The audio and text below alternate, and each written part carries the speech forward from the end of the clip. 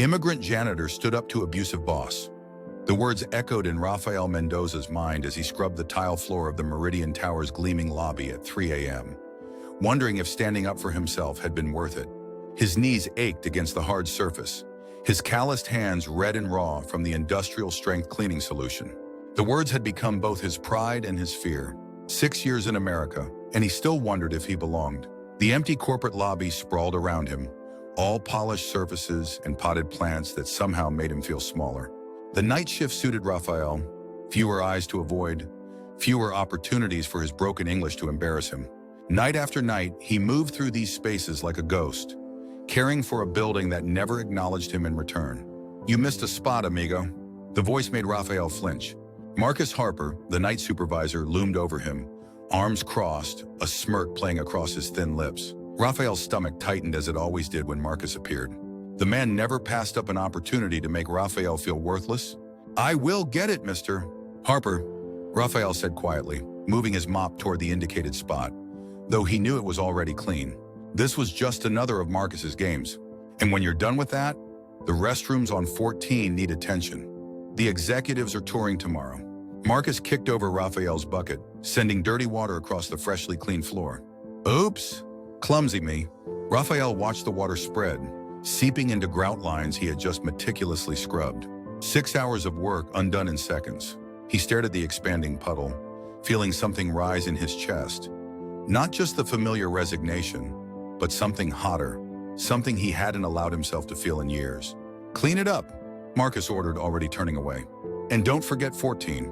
Rafael remained kneeling, watching the water. In his mind, he saw his daughter Lucia's face, how she looked up to him despite the humble work he did. He thought of the promises he'd made when they left Guatemala, that they would find dignity here, if not wealth, that they would stand tall. "No," Rafael said so softly that Marcus almost didn't hear it. The supervisor turned back slowly. "What did you say?" Rafael pushed himself to his feet, his knees protesting after hours on the hard floor. He stood straight, meeting Marcus's eyes directly for perhaps the first time. "I said no, Mr. Harper.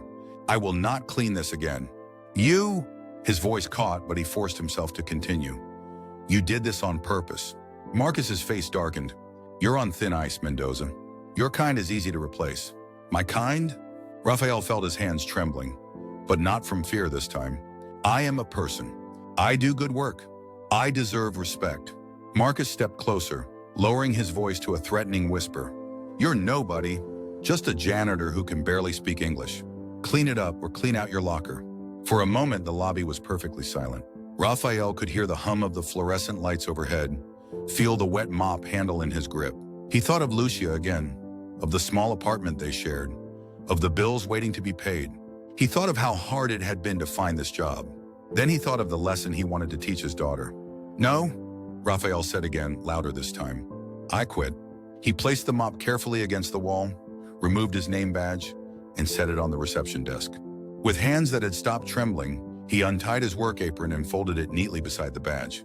"You'll regret this," Marcus hissed. "Good luck finding another job without a reference." Rafael simply nodded, feeling strangely light as he walked toward the employee exit. The automatic doors parted, and the cool night air touched his face. He had no idea what would come next, but for the first time in years, he felt something like freedom. He didn't notice the man watching from the shadows near the executive elevator.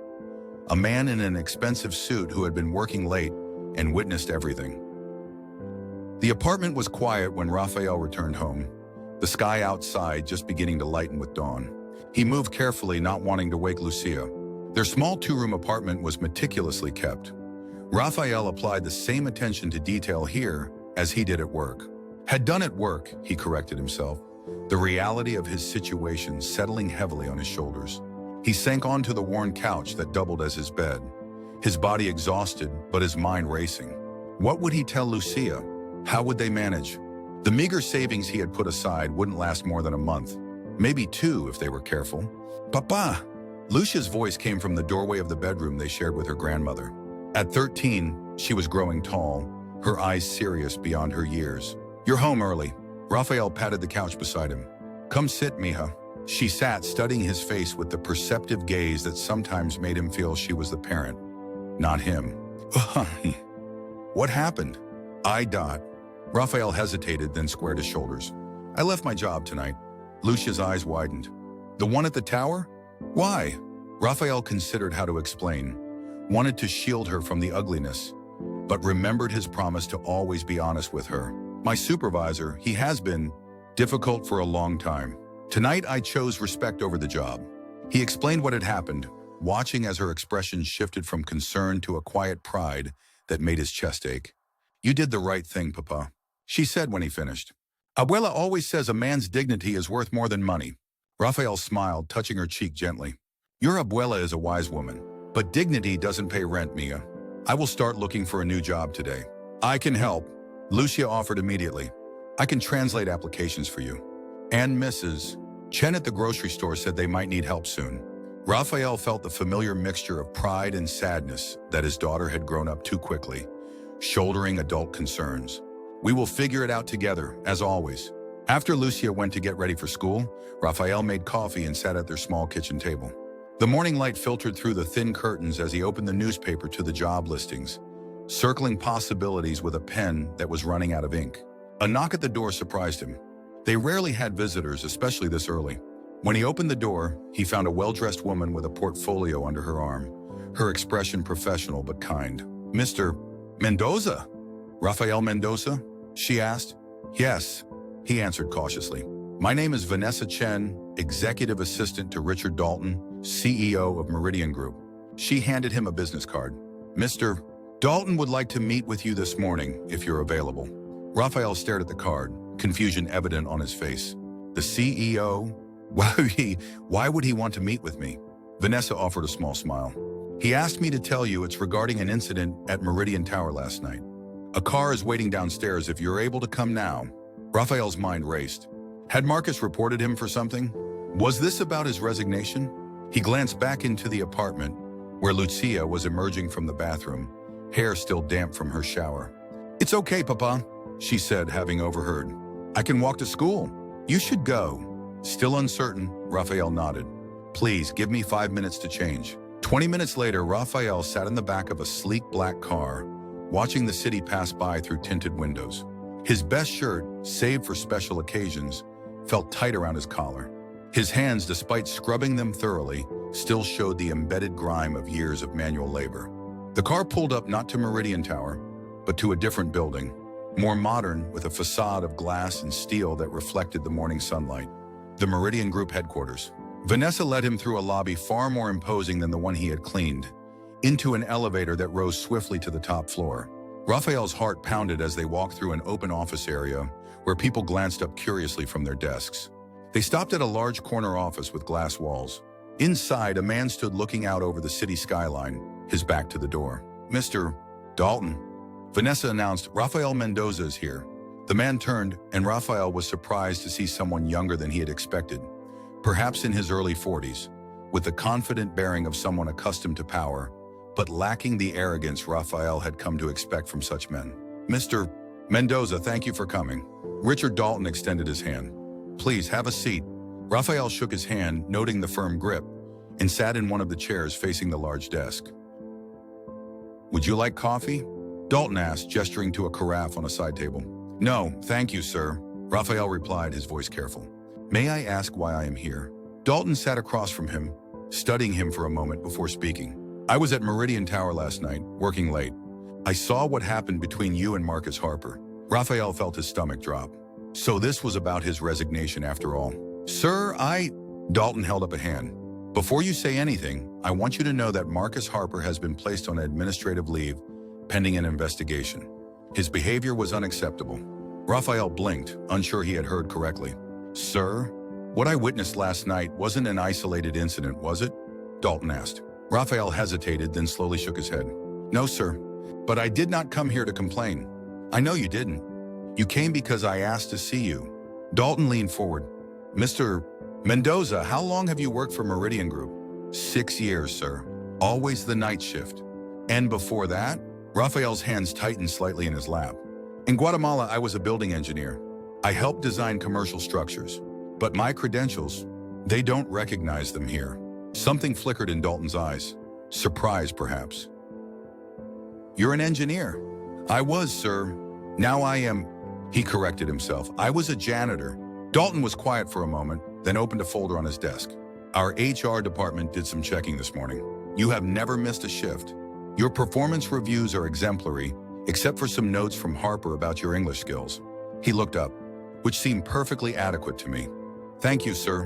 Why did you never apply for other positions within the company? Raphael shifted uncomfortably. I tried once. 2 years ago, a maintenance position. Harper told me my application was rejected. I see. Dalton's jaw tightened briefly. Mr. Mendoza, what I saw last night was a man standing up for his dignity in the face of abuse and disrespect. That's rare. Most people would have cleaned up that water, kept their head down, and gone home to complain to their families. Raphael thought of Lucia, of the example he wanted to set. My daughter deserves a father she can respect. Dalton nodded slowly. I'd like to offer you a job, Mr. Mendoza, not as a janitor. Raphael felt a jolt of surprise. Sir, we have an opening in our facilities management department. Given your background in building engineering, I think you could be an asset. The position involves overseeing maintenance operations for several of our properties, including Meridian Tower. Raphael's mind struggled to process what he was hearing. But my credentials? We can work with you on certifications and any additional training you might need. Dalton slid a document across the desk. This is the job description and compensation package. Take it home, review it, discuss it with your family. Raphael looked down at the paper, his eyes widening at the salary figure. More than 3 times what he had been making as a janitor. Why? He asked simply, looking back up at Dalton. The CEO's expression softened slightly. When I was 19, I worked nights as a security guard to put myself through college. My supervisor was a man named James Torres. He caught me studying during my shift one night. Grounds for immediate termination. Dalton paused. Instead of firing me, he rearranged my station so I could watch the monitors and study at the same time. He covered for me for 2 years. Dalton stood, walking to the window again. When I became CEO 3 years ago, I promised myself I would build a company where people lifted each other up instead of tearing each other down. I haven't always succeeded. He turned back to Raphael. But when I saw what happened last night, I realized we still have a lot of work to do. And I need people like you to help. Raphael sat still, the document heavy in his hands. I don't know what to say. Say you'll consider it, Dalton replied. The position starts in 2 weeks. If you accept, we'll use that time to get you properly oriented and begin any training you need. And if I don't accept, then I'll still make sure you receive severance pay and a proper reference for whatever position you apply for next. Dalton extended his hand again. But I hope you'll say yes. Raphael stood, shaking the CEO's hand, feeling as though he had stepped into someone else's life. I will consider it, Mr. Hannah. Dalton, thank you. As Vanessa escorted him back to the waiting car, Raphael clutched the folder containing the job offer, his mind spinning with possibilities he hadn't dared imagine since leaving Guatemala. The next 2 weeks passed in a blur of paperwork, orientations, and assessments. Raphael's engineering knowledge, though rusty, remained solid. The certifications he would need were identified, and a path was laid out for him to acquire them while working in his new role. On his first official day, Raphael stood outside Meridian Tower in the early morning light, looking up at the building he had only ever entered through the service entrance. Today, he would walk through the main doors, wear a badge that identified him as Facilities Operations Manager, and sit at a desk rather than kneel on floors. Nervous? Raphael turned to find Richard Dalton beside him, 2 coffee cups in hand. He offered one to Raphael. Yes, Raphael admitted, accepting the coffee. Very nervous. Good. Dalton smiled. That means you care about doing well. Come on, I'll walk in with you. As they entered the lobby, the same lobby where Raphael's life had changed 2 weeks earlier, he noticed how differently people looked at him now, walking alongside the CEO. The security guard nodded respectfully. The receptionist smiled warmly. Your office is on the 3rd floor, Dalton said as they entered the elevator. I thought you might like to meet your team first, though. The maintenance department occupied a large area on the basement level, a space Raphael knew well, but had never entered as anything but a janitor coming to collect supplies. Now a group of men and women in various uniforms stood waiting, eyeing him with curiosity. Everyone, Dalton announced, this is Raphael Mendoza, your new Facilities Operations Manager. Many of you may know him already from his years of service here. I expect you to give him the same respect and cooperation you would give me. Raphael scanned the faces, recognizing most of them. the maintenance workers, the cleaning staff, the security personnel.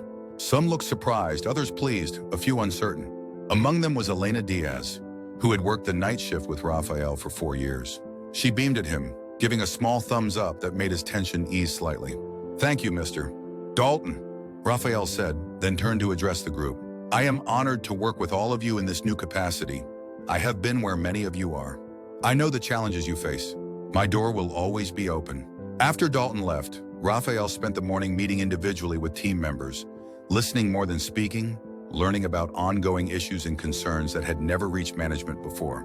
By mid-afternoon, he finally made it to his new office, a modest but private space with a window overlooking the city. He set down his coffee cup, now long empty, and looked at the desk that was now his. A framed photograph of Lucia sat on one corner, a gift from Dalton, who had asked if he had any personal items he wanted for his office. A knock at the door interrupted his thoughts. Elena stood there, a stack of maintenance requests in her hands. "These need approval," she said, her eyes still reflecting disbelief at his transformation. "Is it true what they're saying? That you stood up to Harper and the CEO was watching?" Rafael smiled slightly. "Something like that. Well, whatever happened, I'm glad." She set the papers down. "It's good to have one of us in management, someone who understands." After she left, Rafael turned to his computer, navigating to the company directory. He had a meeting scheduled later that week with human resources to discuss restructuring the night shift protocols and compensation. His phone rang, the first call to his new office line. "Mr. Mendoza speaking." He answered, the words still feeling strange on his tongue. "Rafael, it's Richard Dalton. How's the first day going?" "Very well, sir. I've been meeting with the team." "Excellent. Listen, I'd like you to join a meeting with the architectural team tomorrow. We're planning renovations for the East Wing, and I think your perspective would be valuable." "My perspective?" Rafael asked, surprised. "Yes. You've worked in every corner of that building. You know its flaws and strengths better than the people who designed it. Plus, you have engineering training." Dalton paused. "Unless you're not comfortable with that yet." Rafael thought of the building plans he used to draw, of the satisfaction he had felt seeing his designs come to life. "No, sir. I would be happy to join." "Good. 10 a.m., conference room A." "And Rafael?" "Yes, sir. You don't have to call me sir every time. Richard is fine." After hanging up, Rafael sat back in his chair, looking out at the city that had been his home for 6 years. The city that had often felt cold and unwelcoming, where he had felt invisible for so long. Now he was visible. Now he mattered. His phone buzzed with a text message from Lucia. "How's the first day, Papa? Are you the boss yet?" Rafael smiled, typing back, "Not the boss, but maybe something better. A builder again." 3 months into his new position, Rafael stood in the empty lobby of Meridian Tower late one night, remembering. The space looked different now, partly because of the renovation plans he had helped develop, which were beginning to take shape, and partly because he saw it through different eyes. He knelt, running his fingers along the grout lines of the tiles he had once scrubbed on his hands and knees. The building felt different at night, more honest somehow, stripped of the bustle and pretense of the workday. "Mr. Mendoza?"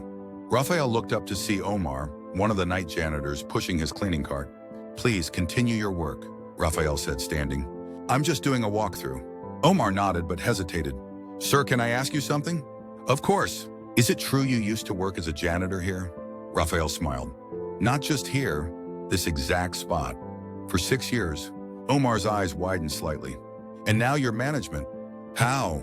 Rafael considered the question, thinking of the night that had changed everything. "Partly luck, partly refusing to be treated as less than human." "They say you stood up to Harper," Omar said, lowering his voice although they were alone. "I did what I had to do. I didn't know anyone was watching." Rafael looked around the lobby. "How are things now? With the new supervisor?" Since Harper's departure, a new night supervisor had been hired, with Rafael leading the interview process, insisting on finding someone who would treat the cleaning staff with dignity. "Much better," Omar said. "She actually learns our names, asks about our families." Rafael nodded, satisfied. Good. That's how it should be." After Omar continued with his work, Rafael completed his walkthrough, making notes about security improvements and more efficient lighting systems. His phone buzzed with a text from Lucia, reminding him about her school presentation the next day. A career day talk where she would be speaking about engineering, inspired by her father's return to the field. As he headed toward the exit, he passed the spot where he had stood up to Harper. He paused there, remembering the feeling of standing straight, of saying no, after years of saying yes to disrespect. Outside, the night air was cool on his face. Raphael looked up at the tower, its lights glowing against the dark sky. 6 months ago, he had left this building thinking he would never return, carrying nothing but his dignity. Now he carried responsibility, respect, and the keys to the front door. 1 year after his promotion, Raphael sat in the Meridian Group boardroom, reviewing the final plans for a new community center the company was building in his neighborhood. As facilities director, a position he had been promoted to after 6 months, he had persuaded Dalton to invest in the project as part of the company's community outreach.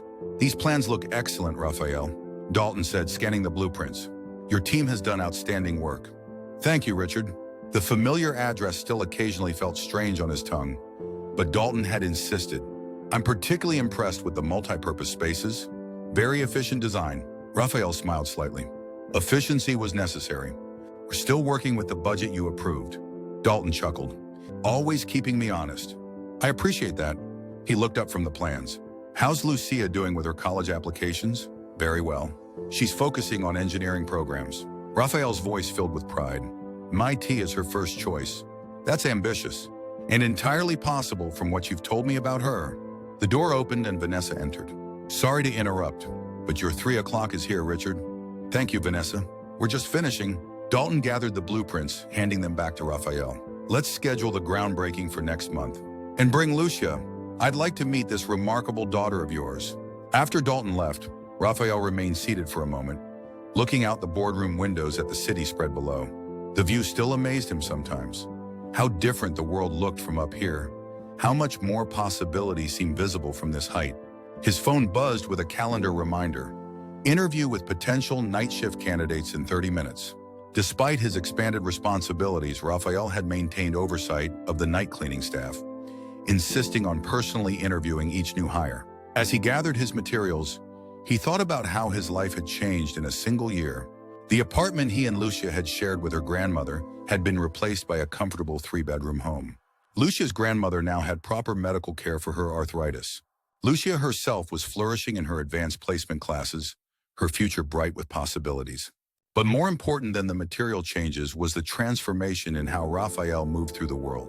The hesitation, the downcast eyes, the careful self-effacement, all gone. He walked straight now, spoke clearly, looked people in the eye. He had reclaimed not just his professional identity, but his sense of self-worth. In the elevator down to the interview room, Raphael found himself standing next to Elena, who had been promoted to night shift supervisor. "Nervous about the interviews?" she asked. "No," Raphael replied, "but I was thinking about how everything changed. How different my life is now." Elena smiled. "You deserve it. And you've changed things for the rest of us too, you know. Since you took over, the turnover rate in maintenance has dropped 60%. People want to work here now." The elevator doors opened, and Raphael saw the candidates waiting in the reception area.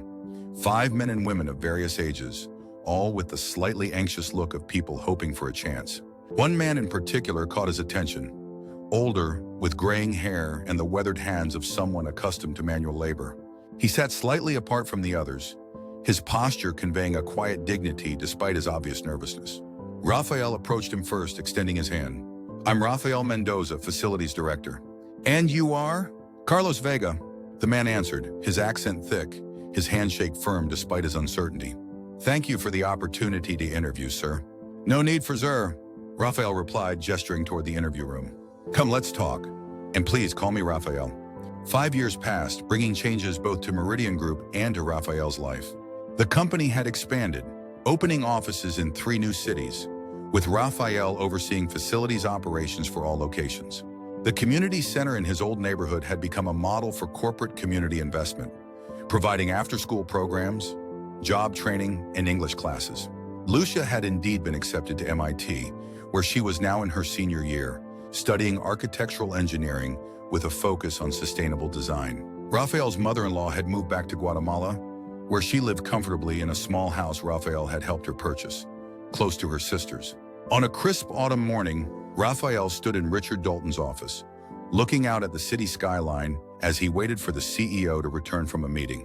The view had become familiar over the years, but never lost its power to remind him of how far he had come.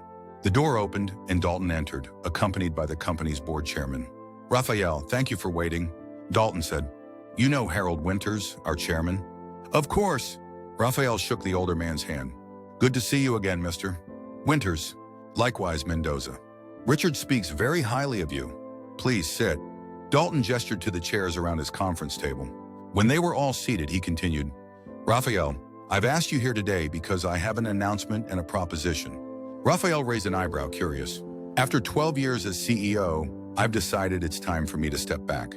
The board has approved my recommendation for a successor, and I'll be transitioning to an advisory role over the next 6 months."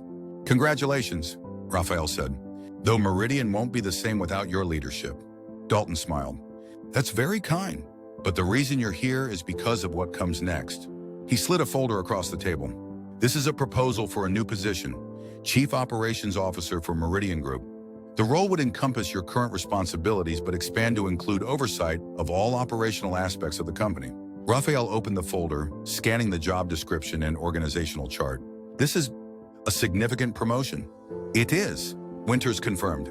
"But Richard has convinced the board that you're the right person for the job. Your background in engineering, your attention to detail, and your commitment to treating all employees with dignity have transformed our operations." Raphael looked up from the documents, momentarily at a loss for words. "I'm honored by your confidence, but this is a C-suite position. Are you certain I'm qualified?" Dalton leaned forward. "6 years ago, I watched a janitor stand up to a bully and choose dignity over security. In that moment, I saw more leadership potential than I've seen in most MBA graduates I've interviewed." He smiled. "Since then, you've only confirmed my initial impression. You know this company from the ground up, literally. There's no one better positioned to ensure we operate with both efficiency and humanity." Raphael thought of his journey, from the scared immigrant mopping floors in the middle of the night to sitting in this room, being offered one of the highest positions in the company. "The board has approved the compensation package outlined on page 3, Winters added. "We believe it reflects the scope of responsibilities you'd be taking on." Raphael turned to the page and couldn't hide his surprise at the figure listed. "Correct, you're too low?" Winters asked with a hint of amusement. "We can negotiate." "No," Raphael said quickly. "It's more than generous. Take some time to think about it," Dalton suggested. "Discuss it with Lucia. We don't need an answer today." But Raphael already knew his answer.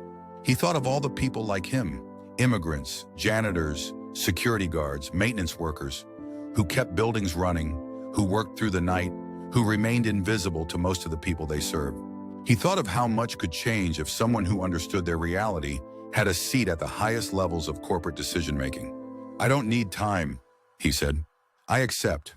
Both Dalton and Winters smiled. "Excellent," Dalton said. "We'll announce it next week.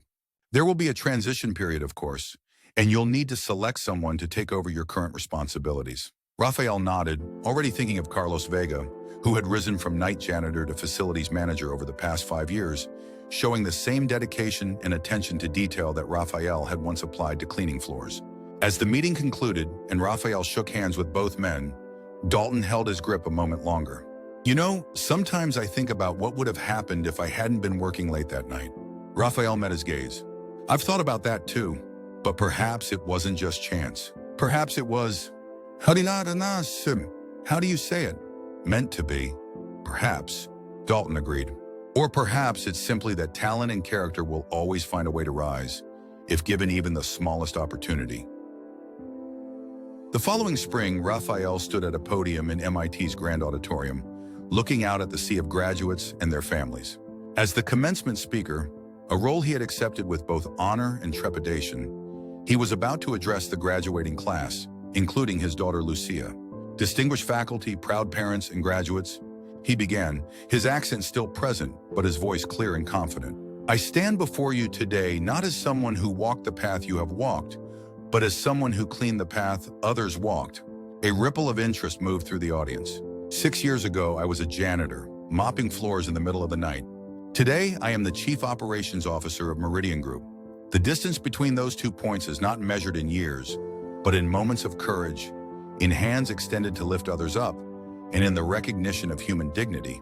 Raphael paused, finding Lucia in the crowd, seeing her proud smile. "Many of you will leave here today with remarkable credentials and brilliant minds. You will be welcomed into boardrooms and corner offices. You will make decisions that affect many lives. As you do, I ask you to remember this. The measure of a society and of a company is not how it treats its most privileged members, but how it treats those who clean its floors, who guard its doors, who serve its meals. He told his story then, not as a fairy tale of magical transformation, but as a testament to what becomes possible when dignity is recognized and opportunity is extended. He spoke of Richard Dalton, of the night that changed everything, and of the community center that now served hundreds of families in his old neighborhood. Your diplomas represent knowledge, he concluded, but knowledge alone is not enough. Seek also to understand the lives of those whose paths differ from yours, to understand the power you have to change those paths, and to understand that true leadership begins with recognizing the humanity in every person you encounter. As applause filled the auditorium, Raphael looked again at Lucia, seeing in her face not just pride, but understanding. She had watched his journey, had grown alongside it, had learned from it in ways no classroom could teach. Later, as families gathered on the campus lawn for photographs and celebrations, Lucia found him, still in her cap and gown. "That was beautiful, Papa," she said, embracing him. "I'm so proud of you, Mija," he replied, his voice thick with emotion. "Your mother would have been too." Lucia stepped back, her eyes shining with tears and determination. "I've decided to accept the Meridian Scholarship offer. I want to work with the team designing sustainable housing in Guatemala." Raphael nodded, not surprised. Lucia had been considering several job offers, including prestigious architectural firms in New York and London. But the Meridian Community Development Initiative, a program Raphael had helped create, had a special appeal: the chance to bring innovative design to communities like the one her father had left behind. "Are you sure?" "The other offers—" "I'm sure," she interrupted gently. "You taught me that success isn't just about climbing higher. It's about reaching back to lift others up." Raphael felt a swell of emotion that went beyond pride, a deep, abiding joy that his daughter had learned the most important lesson of all. As they walked across the sunlit campus, Raphael remembered the night he had walked out of Meridian Tower, uncertain of his future, but certain of his worth.